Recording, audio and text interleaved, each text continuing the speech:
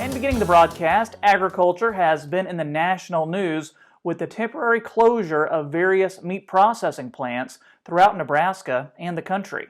This, of course, is due to the spread of COVID-19 from workers at those plants.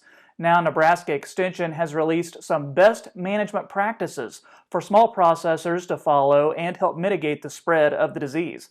I spoke with Extension beef educator Dennis Burson about it. I think part of the strong responses that we've seen here lately in terms of the number of illnesses that are reported at a processing plant is twofold. One, you have people that are non-symptomatic and they were relying upon symptoms to do the evaluation. And secondly, with testing, why then they found those individuals, and so then the numbers start to look a little bit higher than we would normally expect. And when it comes to best practices, is it really much different between a large and a small? Just maybe they're on a larger scale when you're dealing with the larger processors? Well, in some respects, yes, but in other respects, there are some differences. So the larger processors are not selling directly to the public. And the smaller processors, that's their customer. And so they will have customers that could come to their store, and many times in these rural areas, why people get to know each other very well and feel like they have access to all parts of the production facility when they normally come to visit. And so one of the recommendations that we started out with was you've got to limit that kind of visitation in your facility, and you've got to figure out how to work with your customers. And like many other stores we've seen around in the cities here, is that maybe they would do that by providing curbside service or asking for orders to deliver. Or if they wanted to leave their retail space open in the front part of the store, why just avoid allowing customers to go back any further, and then in that retail space, do some really good things in terms of practicing avoidance and sanitation and cleaning as customers are coming through. How would you define or how would you classify what's a small processor versus a large processor? Oh, now you're going to have tough questions. Because let me think about this. I think Sure. I think in the USDA definition, why then there's to get in the small category, it only takes less than 500 employees.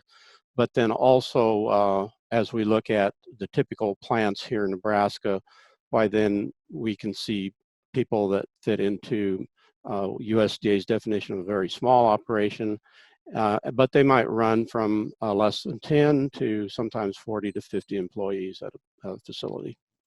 Gotcha. I would like to get into some of those best practices. So we're not going to be able to mention everything, of course, because there's a lot on the list, but we are going to post everything on the Market Journal website. So give me some of the top points that you'd really like to hammer home for the viewers who are watching. Of course, most of us, we are familiar with things like hand washing, standing 6 feet apart, avoiding shaking hands.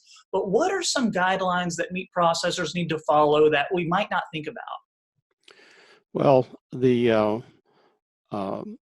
things that I would highlight as kind of categories are some of the traditional things that you've brought up, but then plus that, they really need to play an education and a compliance type of role with their employees. First of all, this is not a issue with food safety or the food that they produce. The COVID-19 is not transmitted through foods, and so it's all about protecting their employees and avoiding transmittal of the virus. And so some of the things that they may or may not do in current situations would deal with, first of all, providing education to their employees about the disease and make sure they understand what it is so that they can report to the owners and the operators of these plants if they do think they're getting the sick illness, and then also have to make planning of what you do if an employee does show up sick. And so those are some unusual things. Other than that, why then it's spacing, wearing proper personal protective equipment. That could be like the face mask, cloth face mask may be added, which are probably not normally worn during production times other than the times that we're having now. And then some of their normal gear in terms of aprons and stuff, and making sure that those things get changed and laundered and on a regular basis.